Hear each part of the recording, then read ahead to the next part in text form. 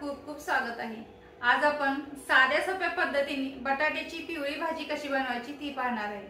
ही भाजी तुम्ही पुऱ्यांसोबत खाऊ शकता, चपाती बरोबर खाऊ शकता किंवा भाकरी बरोबर खाऊ शकता किंवा टिफिनला सुद्धा नेऊ शकता। तर ही साध्या सोप्या पद्धतीने पिवळी भाजी बनवायची कशी त्यासाठी हा व्हिडिओ आपण स्टार्ट करूया। बटाट्याची सुक्की भाजी बनवण्यासाठी अगोदर पहिला बटाटा बॉईल करून घ्यायचा। म्हणजे मी मध्यम आकाराचे 2 बटाटे घेतलेत आणि ते शिजवून घेऊन छोट्या छोट्या फोडी करून घेतलेले आहेत। आणि मोठ्या आकाराचे 2 कांदे बारीक चिरून घेतलेले आहेत। बटाट्याच्या भाजीसाठी कांद्याचं प्रमाण थोडं जास्त घ्यायचं। बारीक चिरलेली कोथिंबीर आणि 3 हिरव्या मिरच्या घेतलेल्या आहेत। तिखटचं प्रमाण तुम्ही कमी जास्त करू शकता। अर्धा चमचा हळद घेतलेली आहे आणि अर्धा चमचा मोहरी आणि 1 चमचा जिरे घेतलेत आणि चवीनुसार मीठ घेतलेलं आहे आणि 7 ते 8 पानं मी कढीपत्त्याची घेतलेली आहेत। ह्या भाजीसाठी कढीपत्ता थोडा जास्त टाका तरी भाजी टेस्टी आणि छान होते। आता डायरेक्ट आपण बनवायला घेऊया। गॅसवरती मी ऑलरेडी पॅन ठेवलेला आहे, त्याच्यामध्ये आपण तेल ॲड करूया। इथे मी 3 ते 4 चमचे तेल घेतलेलं आहे। तेल चांगलं गरम होऊन द्यायचं।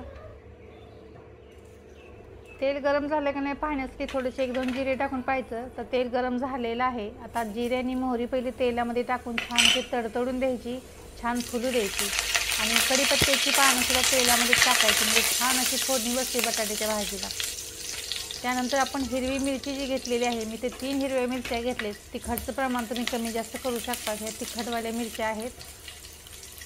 त्यानंतर बारीक चिरलेला कांदा तो तेलामध्ये छान असा गोल्डन ब्राऊन कलर पण भाजून घ्यायचा आहे। एकदम सिंपल पद्धतीने आपण ही भाजी बनवते। घरात असणाऱ्या साहित्यामध्ये ही भाजी तयार होते।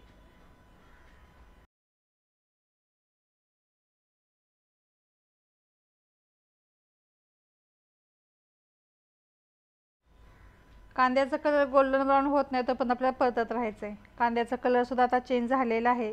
आता ह्या तेलामध्ये आपण हळद टाकूया आणि हळद टाकल्यावर व्यवस्थित असं मिक्स करून घ्यायचं, म्हणजे हळद सगळी तेलामध्ये छान अशी परतली गेली पाहिजे। कारण ही बटाट्याची आपण पिवळी भाजी करते म्हणून आपण ह्याच्यामध्ये हळद ॲड केलेली आहे। तुम्ही लाल मसाल्यांची सुद्धा ही भाजी बनवू शकता। आता हळद मिक्स झाल्यानंतर जे आपण बटाटा बॉईल करून छोटे छोटे तुकडे करून घेतलेले आहेत, आता ह्याच्यामध्ये लागलं चवीनुसार मीठ टाकायचं आणि थोडीशी बारीक चिरलेली कोथिंबीर टाकायची आणि मग परतून घ्यायचं। खूप छान होते ही भाजी आणि पटकन होते, जास्त वेळ सुद्धा लागत नाही ह्या भाजीला। अजून थोडीशी कोथिंबीर टाकूया। कोथिंबीर, कढीपत्ता आणि कांदा थोडा ह्या भाजीला जास्त घालायचा, म्हणजे छान होते भाजी।